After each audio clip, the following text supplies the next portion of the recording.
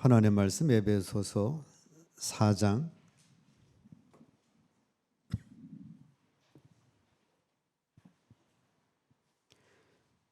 11절로 16절 신약성경 314면 되겠습니다. 오늘 말씀의 제목은 영적 성장을 해야 하는 이유입니다. 11절에 오중 사역자가 나와요. 사도, 선지자, 복음 전하는 자, 교사, 목사로 세워주셨는데 이들이 해야 할 일은 성도를 온전케 하여, 성도를 온전케 한다는 건 성도의 믿음을 성장시키고, 성장시켜야 봉사의 일을 할 수가 있고 그리스도의 몸된 교회를 세울 수가 있습니다. 그래서 우리가 영적 성장을 해야 되는 이유 첫 번째는 영적으로 어린아이이기 때문에 그렇습니다. 우리가 거듭나면 영적으로 어린아이, 베이비예요. 그래서 어린아이는 쑥쑥 자라야 합니다. 어린아이를 낳았는데 아이가 자라지를 못하면 얼마나 그 부모가 힘들겠어요. 아이가 자라서 학생이 되고 청년이 돼서 나라도 지키고 또 어른이 돼서 또 자녀를 양육하고 그래야 되잖아요. 우리나라 문제가 뭐예요? 어른이 돼가지고 자녀를 안 낳으니까 2050년 가면 나라가 인구가 없어서 망하느니 할 얘기가 다 나오는 거예요. 왜 그래요? 성장해서 자녀를 낳고 또 키우고 이 선순환이 계속 안 되기 때문에 그렇습니다. 자, 어린아이는 사람의 간사한 속임수와 유혹에 빠진다라고 말씀하고 있어요. 14절 함께 읽습니다.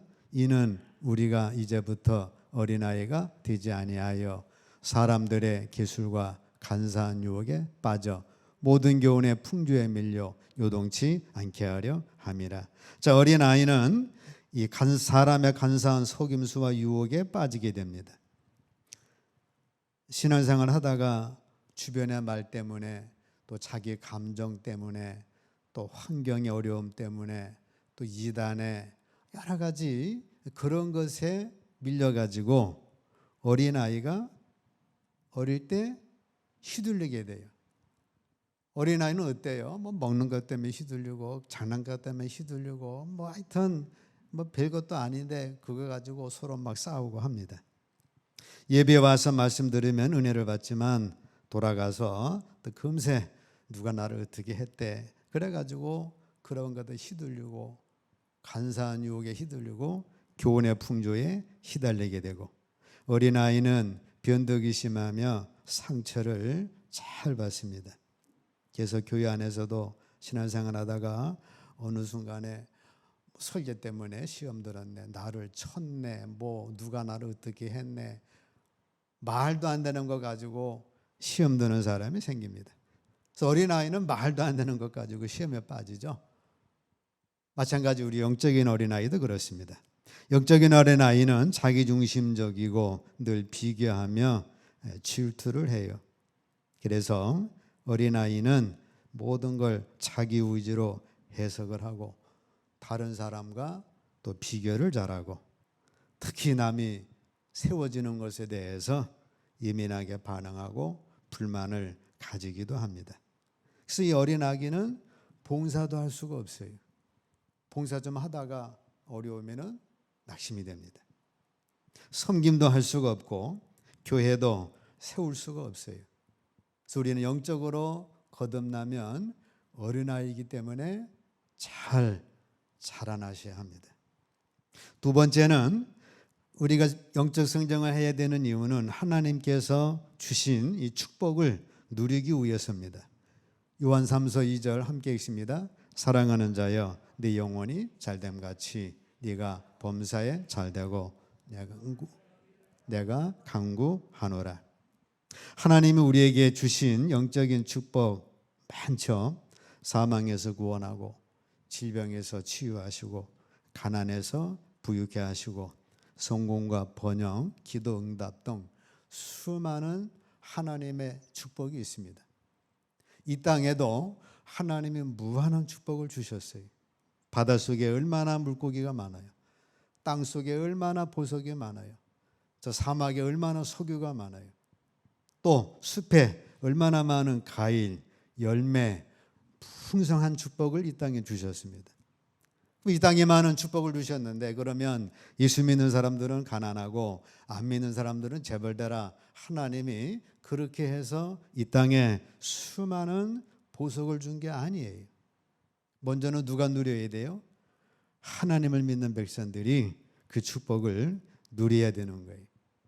근데 영적으로 성장하지를 못하면 그런 축복을 누릴 수가 없는 겁니다. 아무리 재벌이라도 4살 난 아이에게 1억을 줄 수 없잖아요. 학생에게 10억을 줄 수 없잖아요. 청년 되고 장성해야 100억을 주고 1조를 주고 심지어는 자기 사업을 물려주기도 하는 거예요. 자, 하나님의 이 많은 축복을 주셔가지고 우리를 하나님의 자녀를 삼아 주셨는데 우리가 영적으로 성장하지를 못해서 1,000만 원을 못 다루고 5천만 원을 못 다루고 10억을 못 다루면 그 이상 복을 받을 수가 없는 거예요. 여러분에게 1억이 딱 주어지면 딱 하나님께 드릴 것 드리고 아주 규모 있게 써서 더 1달란트가 2달란트 되고 2달란트가 4달란트 되고 그래야 하나님 마음껏 줄 수가 있는데 1달란트 줬는데 그것조차 감당을 못 해가지고 땅에 묻어버리면 안 되는 거예요. 그래서 우리 예수 믿는 사람들은 영적으로 성장해서 하나님이 주신 이 무한한 축복 안 믿는 사람이 누리는 게 아니라 먼저 우리가 누릴 수 있기를 주의 이름으로 축복합니다. 자, 가나안의 축복이 주어졌는데 영적으로 어린 자들은 못 누렸어요. 툭하면 원망하고 툭하면 불평하고 에이 툭하면 괜히 예수 믿어서 애굽이 더 좋았어. 그러는 바람에 가나안의 축복을 못 누렸습니다. 믿음이 장성한 여호수아 갈렙은 가나안의 축복을 누린 거예요. 자, 우리 앞에는 치유의 땅도 있고 우리 앞에는 부유의 땅도 있고 우리 앞에는 가정의 행복이 있고 우리 앞에는 사업의 번영이 있고 우리 앞에는 이 땅에 풍성한 삶을 살 수 있는 하나님의 축복이 있어요. 이 축복을 누리는 비결은 영적으로 성장을 하셔야 합니다. 세 번째, 영적으로 성장할 이유는 세상에 더 좋은 영향력을 미치기 위해서입니다. 우리가 거듭나서 하나님이 천국 백성 삼는 게 목적이면 오늘 예수 믿으면 됐다. 너 오늘 밤에 와라. 그래가지고 우리를 부르실 터인데 이 땅에 두신 것은 뭐예요? 예수 그리스도의 영향력을 바라고 네 마음껏 네 날수를 채우며 인생 풍족이 만족을 살다가 하나님 이만하면 됐습니다. 내 나이에 만족하고 내 삶 만족합니다. 그래서 주님께 부탁합니다. 그래 오늘 밤 와라. 그래가지고 에녹처럼 들림받게 하는 것 이것이 하나님의 뜻이에요. 이 땅에서 하나님의 나라를 확장하고 복음의 영향력을 미치기 위해서입니다. 소금이 맛을 잃어버리면 이거 아무 짝에 쓸모가 없어요. 그래서 길가에 버려서 사람들이 밟고 다닙니다. 그 소금은 암염, 바위의 소금이니까 길가에 버리지. 그냥 이런 바다에서 만든 소금은 그 자체도 아예 녹아버리니까 아무 짝에도 쓸모가 없는 거예요. 등에 기름이 없어가지고 이게 등이 빛을 발하지 못하면 아무 짝에도 쓸모가 없는 거예요. 자, 우리 성도님들이 이 땅에 사시면서 이 복음의 영향력을 가지고 사셔야 합니다. 우리에게는 권한이 있고 권력이 있어요. 이런 건 안 믿는 사람들이 얘기고 우리에게는 복음의 영향력, 빛과 소금의 영향력, 거룩한 영향력 가지고 사셔야 합니다.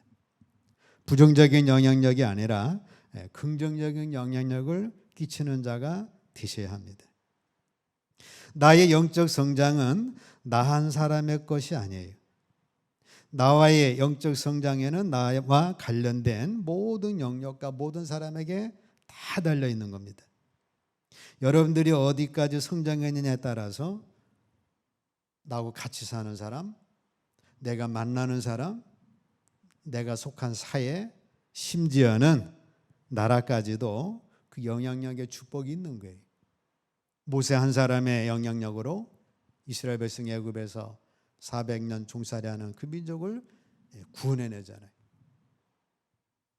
고넬료 한 사람이 하나님 믿는 영향력으로 자기 친척, 친구 다 불러다가 베드로를 통해 말씀 듣다가 온 가족이 구원받은 역사가 일어난 거예요.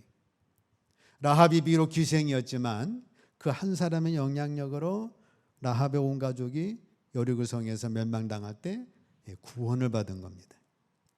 여러분의 한 사람이 여러분의 가정을 구원해낼 수가 있는 거예요.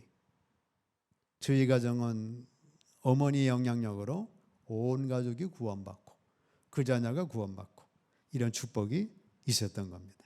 자, 여러분들 한 사람이 여러분들 가정에 영적인 성장함을 통해서 고넬료처럼 라합처럼 영향력을 발할 수가 있고, 더 나아가서는 모세처럼 고넬료처럼 더 큰 영향력을 발휘하는 자가 될 수가 있는 거예요. 한 명의 변화는 그 사람 한 사람에게 머물질 않습니다. 우리 생각보다 훨씬 많은 사람들이 그로 인한 열매의 수혜를 입게 되는 거예요. 그래서 하나님께서는 한 사람 한 사람 영적 성장을 그렇게 중요하고 간절하게 바라시는 겁니다. 반대로 악한 사람이 있으면 어때요? 그 한 사람뿐만 아니라 그 사람으로 인해서 수많은 사람이 악의 영향력을 통해서 고통을 받게 되는 겁니다. 우리가 영적 성장해야 될 네 번째 이유는 성령의 인도를 받기 위해서입니다. 우리 하나님의 인도받기를 원하고 성령의 인도받기를 원하고 말씀의 인도받기를 원해요. 근데 어린아이에게는 어떻게 해줄 길이 없어요. 그 아이들에게 내비켜주고 야 이거 가지고 가서 서울 갔다 와라. 그리 할 수도 없어요. 성장해야 미국도 갔다 오고 저 유럽도 갔다 올 수 있는 것과 같습니다. 우리가 영적 성장하지 않으면 하나님께서 야 내가 너 인도해 줄게. 인도해 줄 수가 없어요. 그 수준에 맞춰서밖에 인도해 줄 수가 없는 겁니다. 이처럼 성장은 그리스도인의 당연한 방향이고 의무까지라고 할 수가 있습니다. 하나님께서 우리에게 더 많은 것을 주시고 맡기기를 원하시지만 준비되지 않은 어린 성도에게는 그렇게 할 수가 없는 거예요. 그리스도 안에서 우리의 거듭난 생명을 따라 실제적으로 다스리고 통치하는 능력은 오직 영적 성장을 통해서만 가능한 겁니다.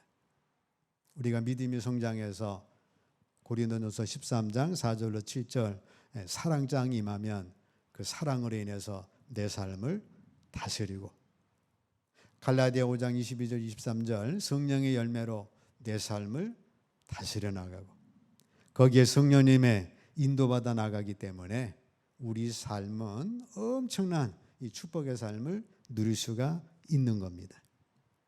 그러면 어떻게 해야 영적으로 성장할 수 있을까요? 하나님이 우리에게 원하시는 건 뭐예요? 거듭나서 성령 충만함 받고 그 다음에 영적으로 성장하는 거예요. 어디까지 성장하라고요? 그리스도의 충만한 분량까지, 예수님 그 수준까지 성장을 하라는 겁니다. 그 수준까지 성장한 사람이 없어요. 바울 사도를 할지라도 그것에 성장하지 못했는데, 자, 우리는 어쨌든 그 예수님의 그 분량까지 성장을 목표로 삼고 우리 일생을 경주하는 겁니다.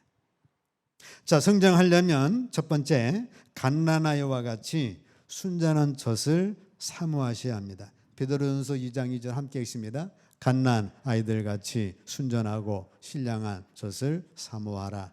이는 이로 말미암아 너희로 구원에 이르도록 자라게 하려 함이라 말씀합니다. 갓난아기가 처음에는 엄마 젖을 찾죠. 그 다음부터는 뭐예요? 계속 먹는 거죠. 돈도 먹고 변도 먹고 오줌도 먹고 하여튼 뭐 눈에 잡히는 거는 다 입으로 지금 들어가는 거예요. 자, 우리도 영적으로 성장하려면 항상 영적인 하나님의 말씀을 먹으셔야 합니다. 항상 말씀을 더 알고 더 받고자 하는 가난한 심령이 성장의 열쇠예요. 믿음은 들음에서 나기 때문에 하나님의 말씀을 자꾸 보시고 묵상하시고 들으셔야 합니다. 근데 우리가 보고 묵상하는 데는 좀 약간 한계가 있기 때문에 여러분들이 영적인 말씀을 듣는 것, 그게 가장 빨라요. 제가 볼 때도 그래요. 제가 말씀 보고 묵상해도 나는 한계가 이것밖에 안 되지. 근데 다른 분의 설교를 들으면 이게 앞서간 분이기 때문에 또 많은 걸 깨우칠 수가 있습니다. 자, 믿음은 들음에서 나요. 갓난아이와 같이 먹을 걸 자꾸 추구하셔야 돼. 그러면 하나님의 분량은 끝이 없기 때문에 계속해서 우리 영적 성장을 이룰 수가 있습니다. 두 번째는 가르침을 잘 받는 영을 유지를 하셔야 돼요. 우리는 하나님 앞에 가는 그날까지 지속적으로 성장해서 예수님의 장성한 분량까지 나가야 합니다. 그러려면 가르침을 받는 영이 있으셔야 돼. 언제 어디서나 배울 준비가 되어 있어야 합니다. 배울 점을 발견한다면 언제든지 겸손한 심령으로 그에 대한 가르침을 받아들이는 거예요. 사울왕이 가르침의 영이 있어가지고 사무엘의 가르침을 잘 받았어요. 왕이 되고 나서 전쟁을 몇 번 하니까 이 전쟁하는 곳마다 이기는 거예요. 야, 하나님이 도와주셨는데 그걸 깨닫지 못하고 이제 가르침 받는 영에서 이만하면 됐다. 그래가지고 교만의 영이 들어왔습니다. 사무엘의 말도 안 들려요. 심지어 하나님의 말씀도 안 들려요. 내가 전쟁 몇 번 해가지고 이겼는데 뭐 사무엘 왕한테 뭐 이래저래 하나님도 왜 나한테 자꾸 그러셔? 교만의 영이 들어와가지고 가르침을 거절합니다. 결국은 자기와 자기 세 아들과 함께 전쟁터에서 전사로 일생을 마치고 말아요. 다윗은 항상 가르침의 영을 유지했어요. 왕이 되기 전에도, 왕이 된 해에도 사무엘 선지자, 나단 선지자, 갓 선지자 하나님의 말씀 앞에서 항상 가르침을 받은 겁니다. 시편 16편 7절 함께 읽습니다. 나를 훈계하신 여호와를 송축할지라 밤마다 내 심장이 나를 교훈하도다. 하나님이 자기를 훈계하며 아이고 하나님 감사합니다 하고 그 하나님을 송축했어요. 하나님 나도 이제 왕인데요. 나도 이제 왕이기 때문에 좀 그만하시죠. 이런 교만한 마음이 아니었어요. 나를 훈계할 때마다 그 하나님을 송축하고 밤마다 자기 심장이 자기를 교훈을 한 거예요. 예수님께서 나의 멍에를 메고 내게 배우라 말씀했습니다. 언제까지 배우라고요? 죽을 때까지. 자, 이런 자세. 그러려면 가르침을 잘 받는 영을 유지하셔야 합니다. 가르침 받는 영을 잘 유지하면 여러분 직장 가서도 앞길이 열릴 것이고 가정에서도 계속해서 배우니 가정이 잘 될 거고 여러분 인생이 계속해서 주님으로부터 가르침 받으니 겉사람은 낡아질지라도 영적 사람은 계속해서 성장을 할 거예요. 그래서 독수리처럼 계속해서 올라가는 축복을 누리는 겁니다.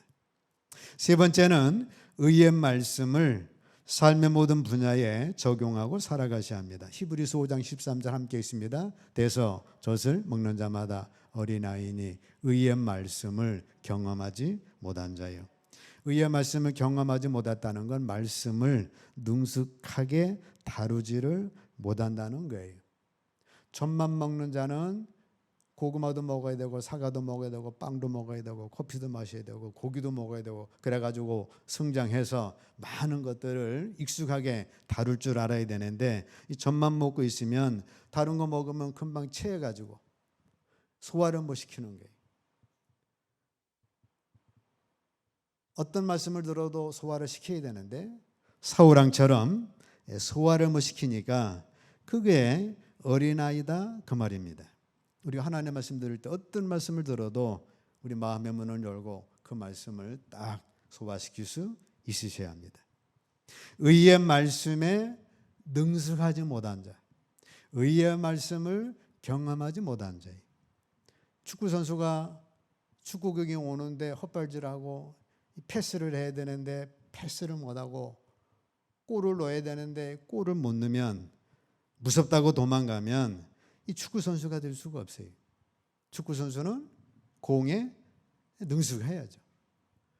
가정주부가 셰프가 칼이 능숙하지 못해가지고 고구마 하나 자르는데 당근 하나 자르는데 이거를 그냥 이렇게 잘못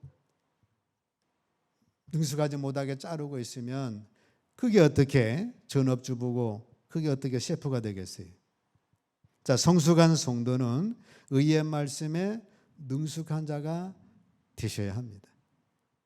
물론 저도 말씀에 아직 능숙하지 못한 분야가 많이 있는데 여러분도 마찬가지로 이 하나님의 말씀에 능숙하셔야 돼요. 그죠? 십계명에 따르면 십계명이 뭔가 우리 10가지는 걔도 딱 들어와야죠. 성령의 열매는 뭐다? 그럼 성령의 열매가 9가지가 또 들어오셔야죠. 또 팔복이 뭐다? 이게 들어오셔야죠. 가정은 어떻게 이루어지는가? 남편은 가정 이루려면 아내 사랑하고 이렇게 자녀를 주 안에서 양육하고 이게 들어와야 되고, 아내라면 남편을 복종하고 또 현숙한 아내로서 잠언 31장 현숙한 아내가 이게 또 들어와야 되고, 자녀라면 또 부모 공경하는 건 이게 들어와야 되고, 직장인이라면 직장인 이런 게 들어와야 되고, 의의 말씀에 능숙하셔야 하는 거예요. 그래서 이 장수가 칼을 다룰 줄 알아야 되는데 이거 몇 번 하다가 칼 놓쳐버리면 목 날아가는 거죠. 마찬가지로 성도는 하나님의 말씀에 능숙한 사람이 되시길 축복합니다. 말라기 찾아야 되는데 계시록 끝이니까 계시록 가서 찾으면 이게 안 된다 그 말이죠. 처음에는 그럴지라도 계속해서 우리가 능숙한 자가 되셔야 합니다. 감사하면 어떻게 돼? 환난 중에도 감사하고, 범사에 감사하고, 고난 중에도 감사하고, 엎어져도 감사하고, 이게 감사에 능숙한 자가 되셔야 하고, 기도도 마찬가지죠. 아침에 기도하고, 시험 만나도 기도하고, 감사도 기도하고, 기도에 능숙한 자가 되셔야 하고, 예배에 능숙한 자가 되셔야 하고, 찬송에 능숙한 자가 되셔야 하고, 봉사에, 섬김에 다윗처럼, 바울 사도처럼 이 말씀에 능숙한 자가 되셔야 합니다. 그래서 하나님의 말씀을 여러분 능숙한 자가 돼서 삶의 모든 분야에 적용하시기를 축복합니다. 미운 사람 만나면 어떻게 돼있어요? 성경에 미운 사람 만나면 용서할 수 용서해주고, 핍박하는 사람 있으면 기도해주고, 악을 선으로 이기고, 이게 말씀의 능숙한 자입니다. 나의 성장의 목표는 그리스도의 장성한 분량까지예요. 나의 삶을 통해 예수님의 사랑을 나타내는 건 보여주는 삶을 말씀하고 있습니다. 여러분들을 통해 여러분들이 예수님이 표현되도록 삶을 사는 거예요. 그래서 그거를 뭐라고 그래요? 그리스도인. 안디옥 교회 성도들 보니까 저 사람들은 되게 미련한 것 같은데 보니까 예수를 닮았어. 그래서 그리스도인이라고 이름을 부른 거예요. 예수쟁이라고 예수 믿는 사람을 그전에는 예수쟁이라고 불렀어요. 근데 요새는 예수쟁이라는 말보다는 잘못된 뉘앙스로 많이 부르게 됩니다. 그거는 우리가 그리스도를 본받지를 못해서 그래요.